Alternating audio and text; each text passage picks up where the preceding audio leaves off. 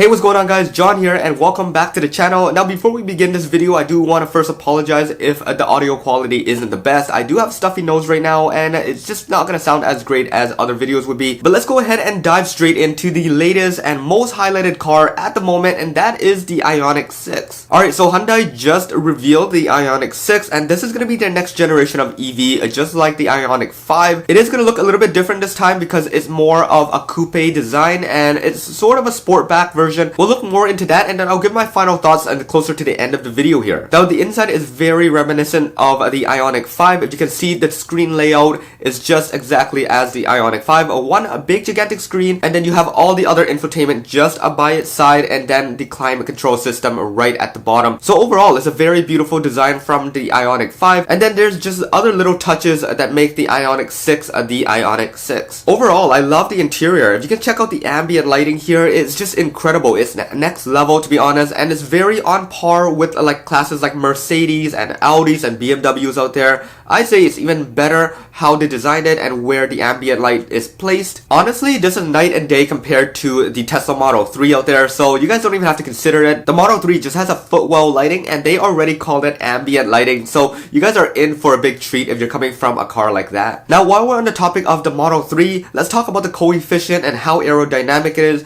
So the Model 3 is one of the most aerodynamic cars out there with the drag coefficient of 0.21. Well, guess what? The Ioniq 6 has the exact same coefficient rating. So what that means is that the aerodynamics on both cars are very good at this point, and between the different manufacturers, I don't think there's one that's better than the other in terms of that. Alright, so now let's talk about the exterior of this car. Now, the reason it's so beautiful, and I have to admit, it is one of the most beautiful designs out there in terms of just the shape and the styling and the curves and everything.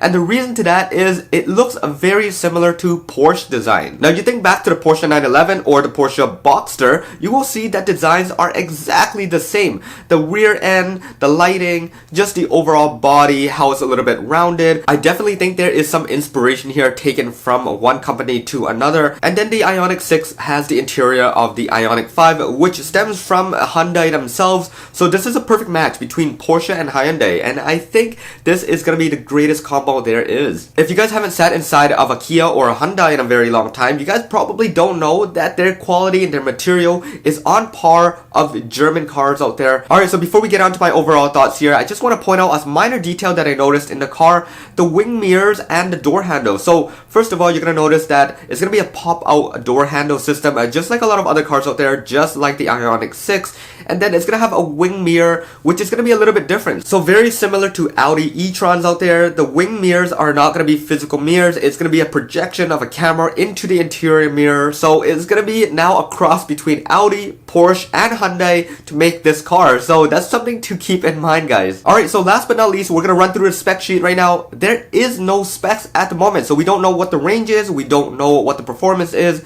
MSRP is going to be less than the Model 3 as it currently sits.